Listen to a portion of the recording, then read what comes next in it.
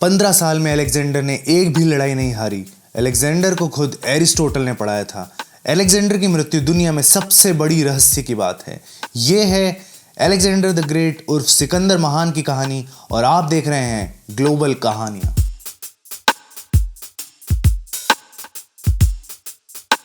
Alexander का जन्म 356 BC में मैसेडोनिया के ग्रीक किंगडम के पहला क्षेत्र में हुआ। उनकी मृत्यु 323 बीसी में हुई। उनकी उम्र सिर्फ 32 साल थी जब उनकी मृत्यु हुई। अलेक्जेंडर को द ग्रेट भी कहा जाता है और हिंदी में उनको बोलते हैं सिकंदर महान। लेकिन आजकल हिस्टोरियंस द ग्रेट का पद कम से कम देते हैं, क्योंकि एक इंसान को अगर आप महान बोल रहे हैं तो आपका मतलब है कि बाकी इंसान खराब हैं। इंटरेस्टिंगली इतिहास में औरतों को कभी महान नहीं बोला गया। अलेक्जेंडर किंग फिलिप द्वितीय के बेटे थे।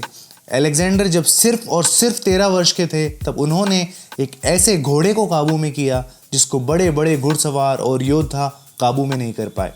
उस घोड़े का नाम था ब्रूसाफिलिस और इस घटना ने अलेक्जेंडर के फादर फिलिप द्वितीय ऑफ मैसेडोनिया को बहुत प्रभावित किया और उन्होंने अलेक्जेंडर को बोला कि तुम में इतनी प्रतिभा है कि मैसेडोनिया का किंगडम तुम्हारे लायक नहीं है। अलेक्जेंडर ने उनकी ज़िंदगी में उनके पिता के साथ ज़्यादा समय नहीं बिताया। उनके पिता अपना ज़्यादा से ज़्यादा समय मिलिट्री कैंपेन्स में देते थे। अलेक्जेंडर को दुख था उनके पिता का उनके साथ ना होने का। उनको शिक्षा उनके संबंधी एपिरस के लियोनिडास से मिली। लियोनिडास को किंग फिलिप द्वारा अलेक्जेंडर को गणित पढ़ाने के लिए रखा गया था। गणित के साथ साथ घुड़सवारी और तीरंदाजी भी लियोनिडास ने पढ़ाई। लिसिमाकस अलेक्जेंडर के अगले गुरु थे। उसके बाद किंग फिलिप द्वितीय ने बहुत प्रसिद्ध फिलोसोफर एरिस्टोटल उर्फ अरस्तु को अलेक्जेंडर को पढ़ाने के लिए बुलाया। 3 साल तक एरिस्टोटल ने अलेक्जेंडर को फिलॉसफी, कविताएं, नाटक, विज्ञान और राजनीति पढ़ाई। एरिस्टोटल ने देखा कि अलेक्जेंडर में योद्धा बनने का सपना था। अलेक्जेंडर ने अपना पहला युद्ध अभियान थ्रेशियन लोगों के खिलाफ किया। जब फिलिप द्वितीय ने स्पार्टा को छोड़कर बाकी सभी ग्रीक स्टेट्स को एकजुट कर दिया तो अलेक्जेंडर और फिलिप द्वितीय में दूरियां बढ़ गई। फिलिप ने यूरिडिसी से शादी कर ली और अलेक्जेंडर की मां ओलंपिया को छोड़ दिया। अलेक्जेंडर और ओलंपिया को मैसेडोनिया छोड़ना पड़ा। फिर किंग फिलिप द्वितीय का खून पोसेनियस के द्वारा हो गया। अलेक्जेंडर की उम्र उस समय सिर्फ 19 साल थी और इस घटना ने अलेक्जेंडर को मजबूर कर दिया सिंहासन पर कब्जा करने के लिए। मैसेडोनियन आर्मी का समर्थन अलेक्जेंडर ने बहुत ही जल्दी पा लिया और इस आर्मी ने अलेक्जेंडर की मदद की थ्रोन पर कब्जा करने के लिए और वापस मैसेडोनियन शक्ति को ग्रीस में लाने के लिए, और वो इसमें सफल भी रहे। आने वाला दशक उन्होंने उनके राज्य का विस्तार करने में लगाया और उन्होंने इतनी तेज़ी से किया जैसा कभी भी इतिहास में नहीं देखा गया। अलेक्जेंडर ने एशिया माइनर, साइरिया, इजिप्ट के पर्शियन क्षेत्र बिना किसी हार के जीत लिए। उन्होंने फिर 18,000 किलोमीटर तक के क्षेत्रों पर काबू किया।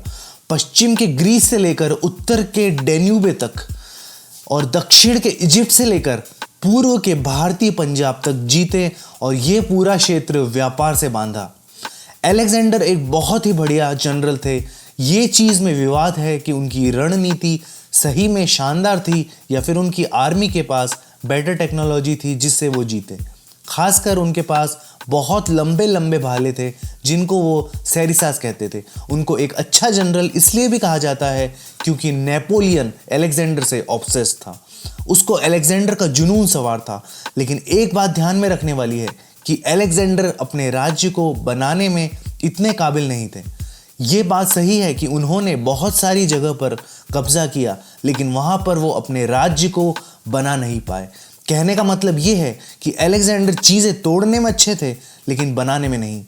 उन्होंने कब्जा करने के बाद जो इंस्टीट्यूशंस तोड़े, उनकी जगह नई चीज़ें जो उनको बनानी थी वो नहीं बनाई और इसीलिए उनके मरने के बहुत जल्द उनका राज्य 3 अलग अलग राज्यों में बढ़ गया। इन तीनों राज्यों को बोला गया हेलेनिस्टिक किंगडम्स।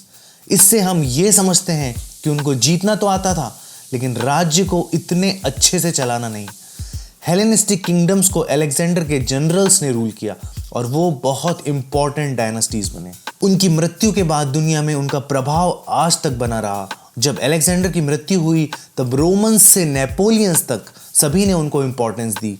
यहाँ तक कि बॉलीवुड और हॉलीवुड की मूवीज़ भी उनके ऊपर बनी। उनका इम्पैक्ट मिलिट्री पर भी बहुत रहा।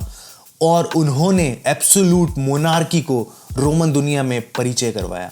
इजिप्ट का अलेक्जेंड्रिया एक बहुत ही बड़ा लर्निंग सेंटर भी बना। अलेक्जेंडर को अपना नाम ऊंचा करना बहुत पसंद था और कई जगह उन्होंने शहर बनाए जिनका नाम उन्होंने अलेक्जेंडर रख दिया, और एक शहर का नाम उन्होंने अपने घोड़े के नाम पर रखा। अलेक्जेंडर की मृत्यु के बाद कल्चर पर उनका बहुत ही बड़ा प्रभाव है। उन्होंने ग्रीक लैंग्वेज को भी बढ़ावा दिया। न्यू टेस्टामेंट भी ग्रीक लैंग्वेज में लिखा गया था।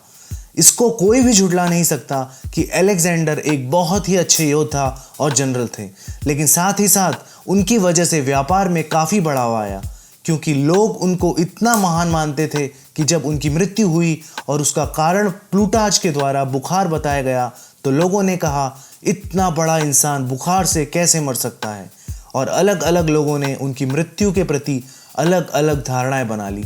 कुछ लोगों ने यह तक कहा कि उनको जहर देके मारा गया है।